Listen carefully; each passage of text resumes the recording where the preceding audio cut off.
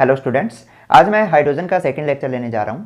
तो इसमें मैं डिस्कस करूंगा position of hydrogen in periodic table and method of preparation of hydrogen.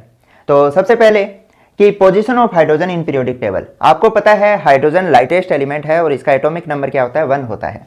तो इसकी जो कॉन्फ़िगरेशन है वो क्या होगी, 1s1। ठीक है, अब इस कॉन्फ़िगरेशन को देख के हमें लगता है कि ये कहाँ आना चाहिए, एल्कली मेटल के साथ आना चाहिए, यानी ग्रुप फर्स्ट के साथ। क्यों भाई? क्योंकि हमें इलेक्ट्रॉनिक कॉन्फ़िगरेशन एल्कली मेटल की पता है क्या होती है, NS1 होती है। सिमिलर कॉन्फ़िगरेशन है, बट एक बात और ध्यान रखनी है आपको, जैसे हेलोजन होते हैं, कौन सा ग्रुप है, ग्रुप 17, और उनकी जो इलेक्ट्रॉनिक कॉन्फ़िगरेशन होती है वो NS2NP5 होती है। तो ये इनके साथ भी आ सकता है। अब आप पूछोगे जी इनके साथ कैसे आएगा? अब देखो, अगर ये इलेक्ट्रॉन एक ले ले, हेलोजन क्या करे, एक इलेक्ट्रॉन ले ले, तो इनकी जो कॉन्फ़िगरेशन है वो क्या हो जाएगी, नोबल गैस कॉन्फ़िगरेशन हो जाएगी, है ना। तो सिमिलर यहां भी है, अगर यह एक इलेक्ट्रॉन ले ले तो ये किस में कन्वर्ट हो जाएगा, हाइड्राइड में, और इसकी जो कॉन्फ़िगरेशन है वो क्या हो जाएगी, 1s2। और 1s2 आपको पता है क्या होती है, हीलियम होती है, और हीलियम क्या है, नोबल गैस है। यानी अगर ये भी एक इलेक्ट्रॉन ले ले तो नोबल गैस कॉन्फ़िगरेशन अटेन कर लेगा लाइक हेलोजन। तो ये इनके साथ भी आ सकता है ना। दूसरा देखो, अब क्योंकि ये एक इलेक्ट्रॉन लूज करती है एल्कली मेटल, तो कौन सा करेक्टर शो करती है, इलेक्ट्रोपॉजिटिव करेक्टर। यानी जैसे आपका सोडियम है, वो एक इलेक्ट्रॉन लूज कर देगा तो सोडियम प्लस में कन्वर्ट होगा, है ना, क्योंकि ये नोबल गैस कॉन्फ़िगरेशन अटेन कर रहा है। इसी तरह से हाइड्रोजन भी तो क्या करता है, एक इलेक्ट्रॉन लूज करता है और वो H+ में कन्वर्ट हो जाता है। जैसे आपका एग्जांपल ले लो, HCl है ना, क्या बनाएगा ये, H+ बनाएगा, Cl- बनाएगा। तो मतलब एल्कली मेटल की तरह ये इलेक्ट्रोपॉजिटिव करेक्टर शो कर रहे हैं। इधर आ जाओ, इलेक्ट्रोनेगेटिव करेक्टर आप पूरा लिख लेना भाई। आपको पता है जैसे हेलोजन अगर एक इलेक्ट्रॉन ले लें तो वो किस में कन्वर्ट हो जाएंगे, हेलाइड में। ठीक है, उसी तरह हाइड्रोजन भी अगर एक इलेक्ट्रॉन ले ले तो वो क्या बना लेता है, हाइड्राइड बना लेता है। जैसे एग्जांपल ले लो कि सोडियम है प्लस हेलोजन के साथ रिएक्शन की तो सोडियम हेलाइड बन गया। बैलेंस खुद कर लेना भी। इसी तरह से अगर हम एग्जांपल लें कि सोडियम है, उसने हाइड्रोजन के साथ रिएक्शन की तो सोडियम हाइड्राइड बन गया। इन पे भी माइनस है, इसमें भी माइनस है, तो इलेक्ट्रोनेगेटिव नेचर भी शो कर रहा है ये। अब इसके अलावा ऑक्सीडेशन स्टेट तो आपको दिखाई दे रही है ना, इसमें भी +1 है, इस पे और इस पे भी क्या है, +1। यहां क्या है, -1 है हाइड्राइड पे, और हेलोजन पे भी क्या है, -1 है। इसके बाद नेक्स्ट आ जाओ, रिएक्शंस। आपका हाइड्रोजन है वो ऑक्सीजन के साथ रिएक्ट करके क्या बनाता है, वाटर बनाता है, यानी हम ऑक्साइड कह देंगे। सल्फर के साथ रिएक्ट करेगा तो क्या बना देगा, सल्फाइड बना देगा। ठीक है, और हेलोजन के साथ रिएक्ट करेगा तो क्या बना देगा, हेलाइड बना देगा। इसी तरह से एल्कली मेटल भी क्या होती है, जैसे मैं M लिख देता हूं या लिथियम लिख देता हूं, लिथियम ऑक्सीजन के साथ रिएक्ट करेगी तो लिथियम ऑक्साइड बनाएगी। इसी तरह से M लिख रहा हूं, सल्फर के साथ रिएक्ट करके क्या बना लेगी, सल्फाइड बना देगी, और हेलोजन के साथ रिएक्ट करके क्या बना देगी, यही रिएक्शन लिखी थी अभी हमने, मेटल हेलाइड बना देगी। यानी प्रॉपर्टी क्या है, सिमिलर है। ठीक है, इसके अलावा हम नेक्स्ट बात करें रिड्यूसिंग नेचर की। जैसे कॉपर +2 एक्वा सोल्यूशन है और उसमें से मैंने हाइड्रोजन गैस पास कर दी तो क्या होगा, कॉपर में कन्वर्ट हो जाएगा। यानी कॉपर आयन को यह कॉपर में रिड्यूस कर देगा और खुद हाइड्रोजन क्या हो जाएगा, ऑक्सीडाइज हो जाएगा H+ की फॉर्म में। ठीक है, इसी तरह से क्या होती है, एल्कली मेटल भी तो रिड्यूसिंग एजेंट का काम करती है। जैसे मैं यहां ले लूं B2O3 है और मैंने इसमें सोडियम डाल दिया, ठीक है, तो ये क्या हो जाएगा, यहां पर सोडियम ऑक्साइड बन जाएगा और आपका बोरोन निकल जाएगा। यानी सोडियम ने क्या किया, बोरोन का रिडक्शन करवा दिया। ठीक है, तो ये रिड्यूसिंग एजेंट की तरह काम कर रहे हैं, मतलब प्रॉपर्टी सिमिलर हो गई। इधर आ जाओ, अब बात करें आयोनाइजेशन एनर्जी की, यहां लिख देता हूं। आयोनाइजेशन एनर्जी क्या होती है, जो लिथियम की होती है वो 520 किलो जूल पर मोल होगी, और आपकी जो हाइड्रोजन है इसकी जो आयोनाइजेशन एनर्जी है वो 1312 किलो जूल पर मोल होगी, यानी 1312 किलो जूल पर मोल है। और हेलोजन, जैसे मैं फ्लोरीन का एग्जांपल ले लूं तो इसकी होती है 1680 किलो जूल पर मोल। हाई आयोनाइजेशन एनर्जी है। अब इसको देख के आप समझ गए होंगे कि जो हाइड्रोजन की आयोनाइजेशन एनर्जी होती है वो हेलोजन से मिलती जुलती होती है और एल्कली मेटल से क्या होती है, ज्यादा होती है। ठीक है, तो इस रिस्पेक्ट में क्या हो गया, ये हेलोजन के सिमिलर हो गया। अब ऐसी प्रॉपर्टी भी है जो हाइड्रोजन की न तो एल्कली मेटल से मिलती न ही हेलोजन से मिलती, वो कौन कौन सी है, यानी मैं ये कह दूं डिफरेंट प्रॉपर्टी। पहली बात कि आयोनाइजेशन एनर्जी को देख के आपको पता चल गया होगा कि हाइड्रोजन है लेस इलेक्ट्रोनेगेटिव है as compare to less electropositive है as compare to alkali metal. ठीक है, मैं यहां लिख देता हूं less electropositive than alkali metal, और हम ये भी तो लिखेंगे लेस इलेक्ट्रोनेगेटिव देन हेलोजन। इनसे हेलोजन से इलेक्ट्रोनेगेटिव क्या है, लेस है। दूसरा, हेलोजन से एक प्रॉपर्टी इसकी और मिलती जुलती होती है, क्या भी, हाइड्रोजन आपको पता है क्या है, टिपिकल नॉन मेटल है, तो हेलोजन भी तो क्या होते हैं, नॉन मेटल होते हैं। दूसरा, जो हाइड्रोजन है डाइएटॉमिक फॉर्म में एग्जिस्ट करता है, कैसे, H2 की फॉर्म में, और हेलोजन भी तो क्या होते हैं, डाइएटॉमिक होते हैं। और जो हाइड्रोजन है वो मोस्टली क्या करता है, कोवेलेंट बॉन्ड बनाता है, और हेलोजन भी क्या करते हैं ज्यादातर, मतलब नॉन मेटल के साथ कंबाइन होंगे तो ये भी कोवेलेंट बॉन्ड बनाएंगे। जैसे हाइड्रोजन का मैं एग्जांपल दूं, जैसे CH4 है, और हेलोजन भी तो क्या होता है, जैसे CCl4 है, कोवेलेंट बॉन्ड होंगे। ठीक है, तो ये प्रॉपर्टी हेलोजन से मिलती जुलती होगी। हाँ, डिफरेंट प्रॉपर्टी कौन सी है, पहली तो हो गया कि ये एल्कली मेटल से लेस इलेक्ट्रोपॉजिटिव है और हेलोजन से लेस इलेक्ट्रोनेगेटिव है। दूसरा, मैंने कल आपको बताया था कि हाइड्रोजन एक ऐसा है जिसमें एक इलेक्ट्रॉन होता है, एक प्रोटॉन होता है और न्यूट्रॉन 0 होता है। मैं जो ज्यादा अमाउंट में पाया जाता है प्रोटियम उसकी डिस्कस कर रहा हूं। न्यूट्रॉन क्या है इसमें, 0, बट बाकी सभी चाहे हेलोजन हो चाहे एल्कली मेटल हो, सब में क्या होता है, न्यूट्रॉन होता है। तो ये प्रॉपर्टी भी इसकी डिफरेंट होगी। दूसरा देखो भी, हाइड्रोजन का मान लो जैसे कोई भी है, हाइड्रोजन ने हाइड्रोजन के साथ बॉन्ड बना लिया, H2 बना, और हेलोजन ने जैसे हेलोजन के साथ बॉन्ड बनाया, तो इनके पास क्या होते हैं, लोन पेयर होते हैं, बट इसके पास तो लोन पेयर नहीं है। ये प्रॉपर्टी भी तो इसकी क्या हो गई, हेलोजन से डिफरेंट हो गई। दूसरा, अगर यह एक इलेक्ट्रॉन दे दे यानी H+ की फॉर्म में कन्वर्ट हो जाए तो इसका साइज हो जाता है 1.5 × 10⁻³ पिकोमीटर, लगभग इतना हो जाता है। यानी साइज क्या है, बहुत कम है, बहुत स्मॉल साइज होता है, बट बाकी का साइज क्या होता है, इससे के कंपेयर में तो बहुत ज्यादा होता है। ठीक है, तो साइज बहुत स्मॉल है, तो मतलब ये क्या होगा, एसोसिएटेड फॉर्म में पाया जाएगा, या तो किसी एटम के साथ एसोसिएट हो जाएगा या किसी मॉलिक्यूल के साथ एसोसिएट हो जाएगा। ठीक है, फ्री फॉर्म में H+ कभी भी एग्जिस्ट नहीं करेगा due to very small size.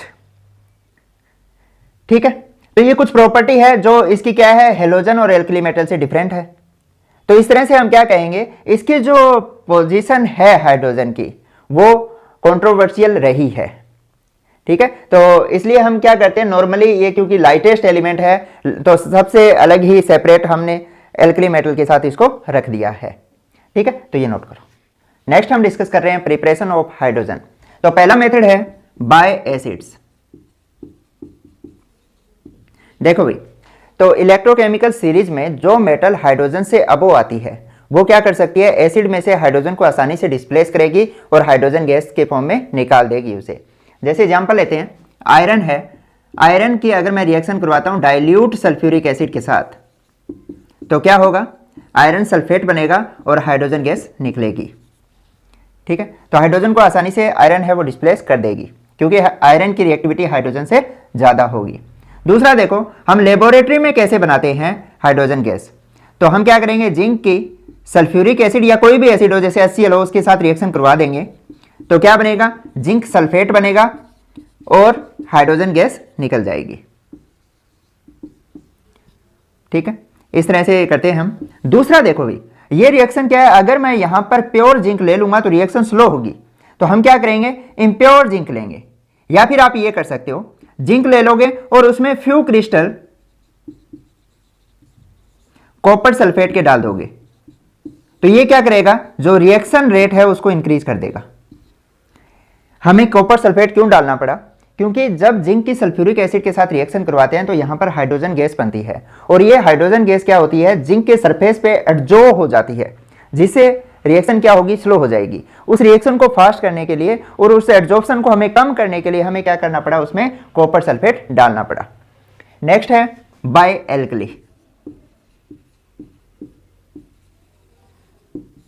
अब देखो भी एल्कली के साथ हाइड्रोजन गैस कौन देगा, एम्फोटेरिक मेटल। ये बात ध्यान रखनी है आपको। और एम्फोटेरिक मेटल कौन कौन सी होती है उसका मैं लेक्चर अलग से बना चुका हूं।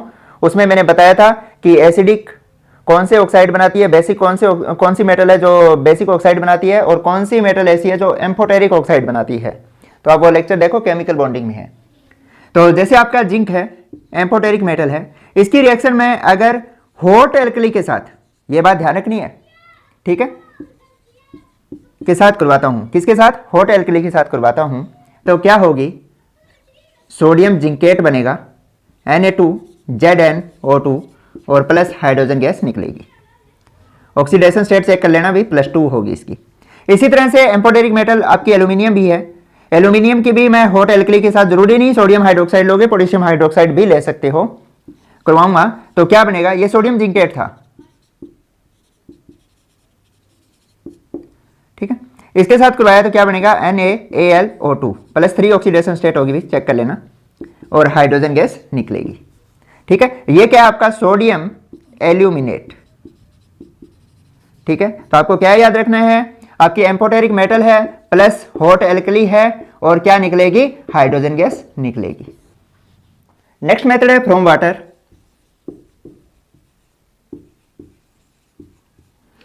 वाटर में मैं 3 कैटेगरी में डिवाइड कर रहा हूं। एक वो मेटल होती है जो कोल्ड वाटर के साथ रिएक्ट करती है, एक वो मेटल होती है जो हॉट वाटर के साथ रिएक्ट करती है, और एक वो होती है जो स्टीम के साथ रिएक्ट करती है। ठीक है, मेटल को। तो कोल्ड वाटर आपको पता चल गया होगा कौन रिएक्ट करेगी कोल्ड वाटर के साथ, जो हाईली रिएक्टिव मेटल है, हाईली रिएक्टिव मेटल।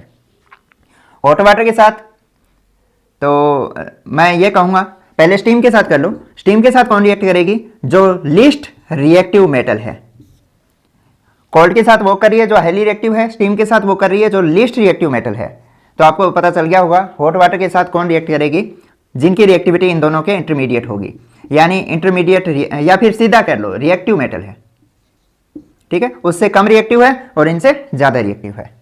तो यहां पर एग्जांपल क्या लेंगे, कोल्ड वाटर के साथ आपकी रिएक्ट कर जाएगी एल्कली मेटल। इसके अलावा आपका जो calcium, strontium and barium cold water के साथ रिएक्ट करके हाइड्रोजन गैस दे देगी। ऐसे लिख सकते हो M+H2O, क्या बनेगा, मेटल हाइड्रोक्साइड बनेगा। यहां X कर देता हूं मैं, और हाइड्रोजन गैस निकलेगी।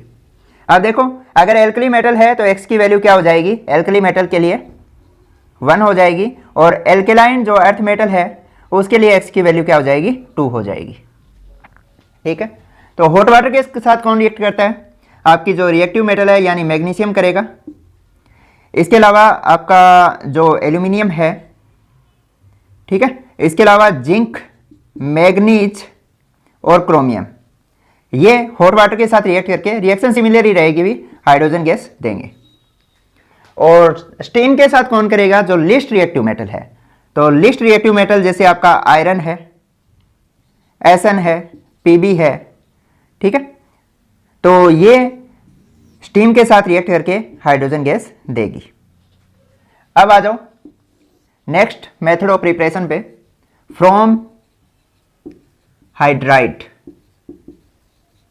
हाइड्राइड से कैसे बनेगा, जैसे मेटल हाइड्राइड है उसमें मैंने वाटर डाल दिया तो क्या होगा, मेटल हाइड्रोक्साइड बनेगा प्लस हाइड्रोजन गैस निकलेगी। यहां भी ये कर लो भी, जैसे ये मेटल हाइड्राइड आपको देख के पता चल गया होगा ये एल्कली मेटल हाइड्राइड है। ठीक है, तो metal hydroxide plus hydrogen gas निकल जाएगी। इसी तरह से अगर कैल्शियम हाइड्राइड, इसको मैंने पहले भी बताया था इस ब्लॉक में, इसे हाइड्रोलिथ कहते हैं।